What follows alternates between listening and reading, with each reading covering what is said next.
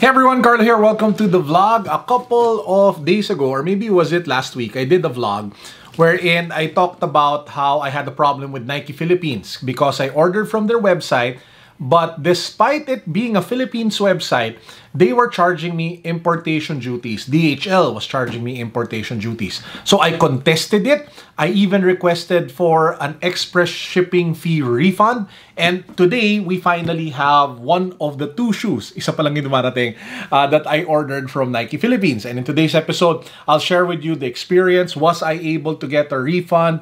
Was I able to, not pay the importation duties because you shouldn't? Yun yung pag-uusapan natin in today's episode. So if you're excited, keep on watching. Let's go.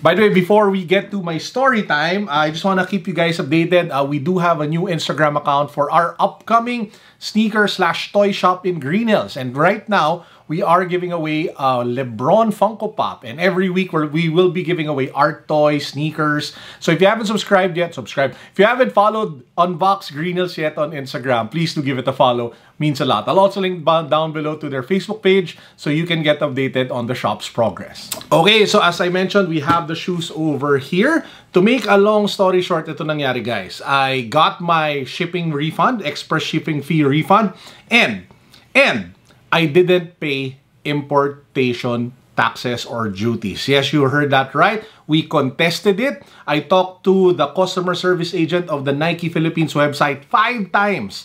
5 occasions. And in those 5 occasions, they actually kept on giving me dates where the shoes would be delivered and kept on assuring me that I wouldn't get, charged. But every now and then, I'd get a text message from DHL or an email from them telling me that I need to pay the fee before I get the shoes. So I think it was on the 5th conversation that I had with them, wherein I said, if I do not get my shoes, and DHL still insists for me to pay the importation duties, just give me a full refund for the entire thing. Surprise!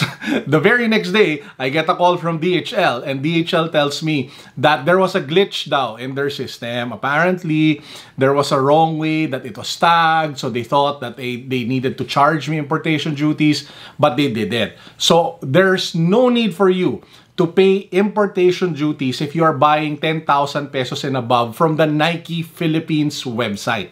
Ulitin ko yun tatagalugin ko. Pag bumibili kayo ng mga sapatos at apparel at kung ano naman sa Nike Philippines website, beyond 10,000, tas tawagan kayo ng DHL at sabihan kayo kailangan nyo magbayad ng importation duties, mali yun. Kasi nakalagay sa Nike website, sinabi na Nike Philippines customer service representative sa chat service nila, and based on my personal experience. Ulitin ko sinubukan nila akong siningilin. They tried to ask me to pay. I said no because of your advice on my Facebook page. So, to make a long story short, it was delayed by a week, more than a week. I had to wait a few more days versus the estimated time of arrival. I will have to wait for my money to get refunded for extra shipping, but at least I didn't have to pay the ridiculous 5,000 pesos importation duty. Kung ganun lang din, sana bumili na lang ako sa reseller, di ba? Mas mura pa nga eh.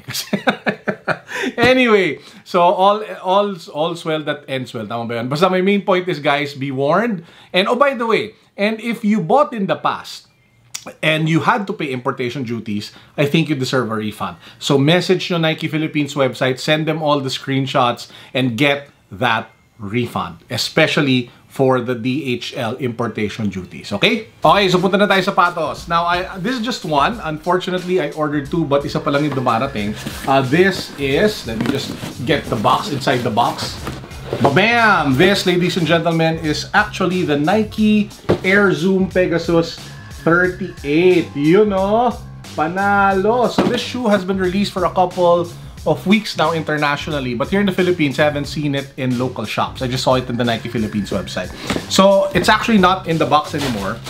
Wala na laman, because I was able to try it on yesterday when this actually arrived, and I was able to go on a walk with my wife for us to get our daily 10,000 steps in over at BGC, and I was able to wear the shoe. Ba-bam! This is it, guys. This is the Nike Pegasus 38, the sneaker. that I waited for and had an issue with Nike Philippines for. One of the sneakers. Now, I actually bought the Nike Pegasus 37 and the 36 and the 35, but comparing it to the 37, I can honestly say that I see the difference, I like the difference, and I acknowledge and like the upgrade a lot. I mean a lot. My main issue with the Nike Pegasus 37 was the upper, especially the tongue tab. It wasn't padded, it felt too flimsy, it felt less structured. It was kind of leaning towards your typical Flyknit sock-like shoe. Didn't give me enough structure and support. This Nike Pegasus 38 has more structure and a more padded upper, especially the tongue. So it's detached, it's easier to wear, it has that softer padding. I just like the overall construction for that one. For the midsole though and the outsole, from what I've read and what I've seen, it's very similar to the Nike Pegasus 37, but the upper, for me, is significant. Lalong-lalo na because those were my pain points with the 37. Those were the issues that I raised with the 37. And it's just amazing to see that obviously it's not because I complained, right? Maybe a lot of runners complained, a lot of other people complained, but it's awesome to see that it was addressed in the next generation of the shoe. Now, how was this sneaker on feet? Well, it's basically like your 37. It's comfortable, it has more padding, it has more foam, you do get that support, that cushiony feeling. They did mention that the forefoot was supposed to be roomier. I don't really feel that. I should have gotten the wide version. But yeah, overall, okay naman. Panalo naman siya. It's basically our tried and tested Pegasus running shoe. By the way, there are several running reviews already of the Nike Pegasus 38. I will link to some of my favorite ones down below, just in case you guys are interested in a performance review of this shoe. So should you buy the Nike Pegasus 38? Well, to be honest, you might want to wait kasi just looking at the track record of the Pegasus line, it goes on sale big time. As in, it goes on sale by half the price every year. So all you have to do is to wait for the next generation, and the previous generation will go on sale. So if you like the 37, get the 37, right? That was the best time to get it. If you want the 38 and if you're not in a rush, then wait for the 39 to come out and then buy the 38. You get massive savings. They go as much as 50% off for this particular shoe. But hey, if you can't wait, and if you're really passionate about running, you're really passionate about looking for a performance running all-around sneaker, then you might want to buy one. Again, it's not that expensive. I'll link it down below to where you can buy it on the Nike Philippines website. And if you buy more than 10,000 pesos and they try to charge you importation duties, send them this video. By the way, since we're unboxing, I just want to share with you guys my second pair of the Stussy Huaraches arrived. So I now have two pairs of the same color. So just quick unboxing para lang makita ninyo. Da-dang! It's the second shoe. Dalawa na ganito ko. What will I do with two? So anyway, I'll probably put this in a mystery box or sell it in Unbox Green Hills when the time comes that we are open, come June. But yeah, I just wanted to show you. Shout out, by the way, to, I think this one came from YOLO Manila naman. So shout out to YOLO Manila for the hookup. Great price, great customer service for this particular sneaker.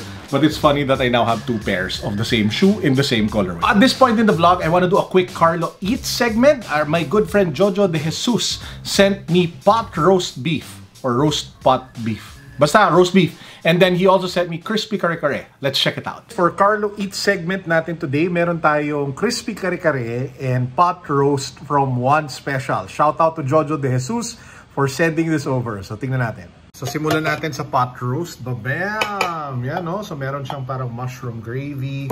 Medyo malaki yung serving niya. Amoy pa lang, sobrang panalo na. And of course, meron tayo dito. Ito na yata yung pinaka-inaantay ko. One of my favorite dishes ever, which is crispy kare-kare. Well, kare-kare in general. Sobrang love na love ko ang kare-kare. So, kitang-kita nyo naman yan. From the sauce to the vegetables. Malaman na karne. So, tikman natin pareho. Guys, if you wanna order from One Specials, link down below to their Instagram account. So, tikman natin yung crispy kare-kare. Medyo weird siya tingnan kasi may red quinoa. So,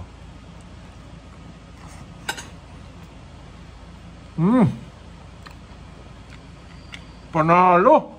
Oh, di ba panalo yung food? Sobrang katakam-takam, man. That crispy kare-kare was just heavenly. So guys, check them out.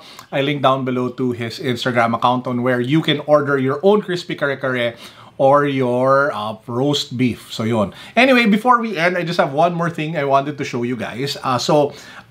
in our Facebook group, so we have a Facebook community, Facebook group, it's called Project 721. There was this artist who did like a rendition of his 3 favorite sneaker YouTubers who are Filipino or sneakerheads, and I'm blessed to be one of the people in the artwork. So I just wanted to show you the artwork because it just looks really dope. So this one is from Aris Mats. So we have me, Carlo Ople. We have the one and only DJ Big Boy Cheng.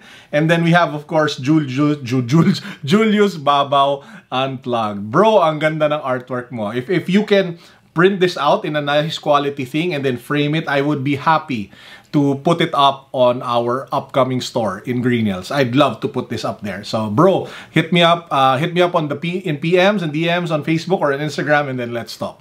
Okay, so guys, that actually wraps up my vlog for today. I hope you enjoyed and I hope you learned something. So always remember, if you will buy something beyond 10,000 pesos from the Nike Philippine website, you do not have to pay importation duties, as my experience has shown all of us. With that said, peace, God bless, what's up, happy weekend, boom.